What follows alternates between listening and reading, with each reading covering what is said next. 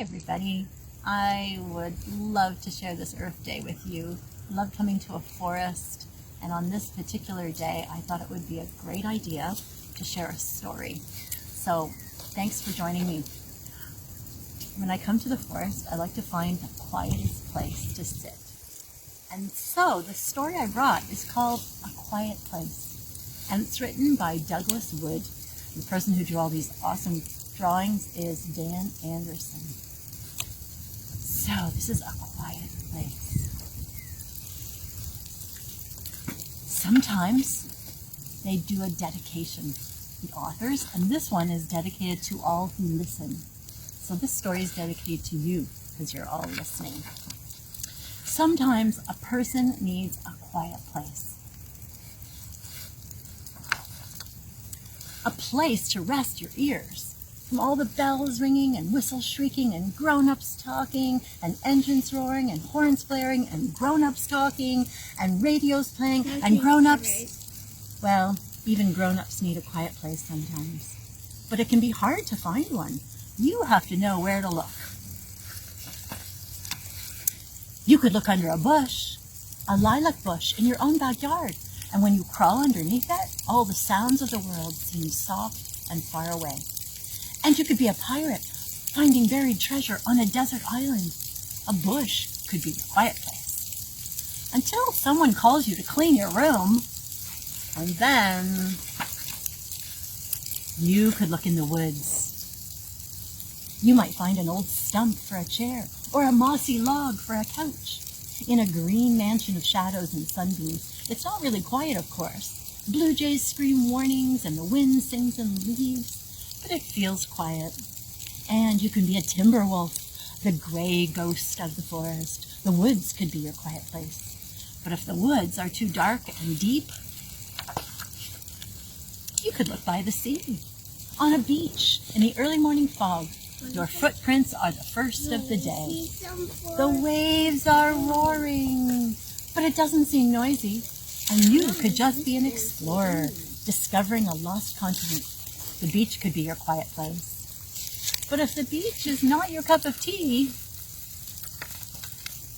you could look in the desert, where old man saguaro reaches for the sky, and far-off thunderheads boom like sky flowers over the mesas. A cactus wren drops by for a visit, while a horned toad blinks in the sun, and you could be a pony express rider galloping through the Old West. The desert could be your quiet place, but if the desert's a bit too dry, you could sit by a pond. A heron by the shore stands still in a tree branch, and the water is so calm it looks like a mirror. Then a frog plops on from a lily pad, and your face begins to wiggle. And you can be the world's greatest fisherman, reeling in a monster catch. A pond could be your quiet place. But if the fish aren't biting,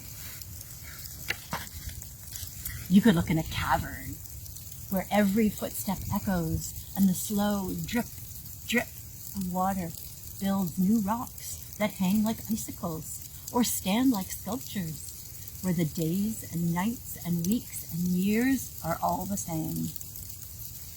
And you can be a cave dweller in the lair of the saber-toothed tiger. A cave could be your quiet place, but if a cave is too cold and damp,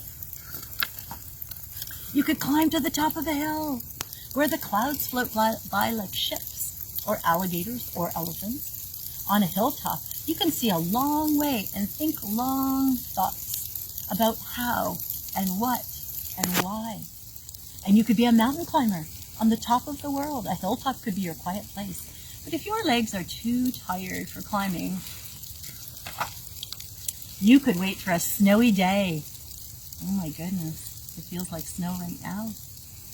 And you could lie down in a snowdrift. All around you the falling snow whispers shh, shh, and wraps the world in silence. If you listen closely, you can almost hear it breathing. You breathe softly too, pretending to be a polar bear sleeping. In a land where the snowy silence never ends, a snowdrift could be your quiet place, but if it's too warm for snowdrifts, you could visit a museum where brass tigers and bronze lions stand silent guard over fabulous treasures. Every painting is a magic window that your imagination can open wide and climb through, and you could be an artist. Admiring your own masterpiece, a museum could be your quiet place, but if the museum is closed, you could go to a secret corner of the library, where the only people talking are between the covers of books. They speak so softly, you can only hear them in your head. As you read about forests and oceans and deserts and caverns and museums and 1,000 other things, a library could be your quiet place. But if the library isn't open, you could come home and clean your room and read your own books and think your own thoughts and feel your own feelings and discover the very best quiet place of all. The one that's always there, no matter where you go or where you stay. The quiet place is the one inside of you. I hope you find time to find a quiet place. And maybe sometime today you'll go out and you'll look at the trees that are outside, maybe in your backyard, maybe out your window, maybe in a forest nearby.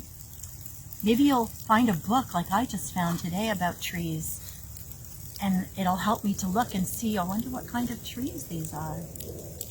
Or maybe you'll get mail like I did today with seeds where I'm going to plant a garden. I wonder if the seeds would grow in the forest. I don't know. Maybe we'll try. I'm so excited for Earth Day. Have a great day, and I hope to see you soon for another story.